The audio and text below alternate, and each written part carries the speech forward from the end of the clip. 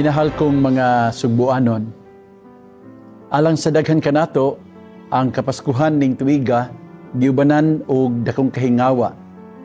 Tungod sa kasinatian sa makusog nga linog, ug sa dakong baha nga miigo ug nakaguba sa daghang mga komunidad.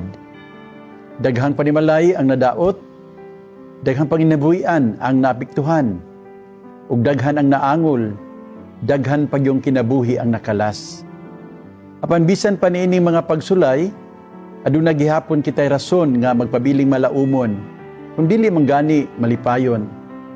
Paglipay kita tungod kay ang Dios mipili sa pagpuyo uban kanato, dili diha sa kaharuhay, kundi diha sa mga pagsulay. Ang bata sa pasungan, natawo taliwala sa kalisdanan, ug ang iyang pag-abot nagpamatuod nga ang Dios dili gayon mubiya sa iyang katawhan.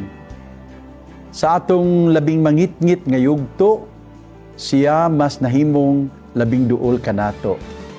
Akong panghinaot nga niining Paskuha, atong makaplagan ang paglaom diha sa atong pagtuo, kusog diha sa atong pag-ampo, ug kalipay diha sa atong pagtinabangay ug paghigugmaay sa usag-usa.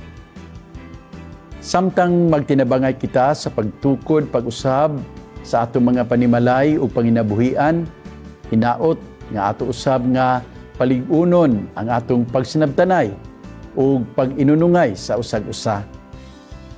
Ang pagkatao sa Batang Hesus magdala unta og kaayuhan sa atong mga samad, kalinaw sa atong mga kasing-kasing ug bag-ong paglaom sa atong katilingban.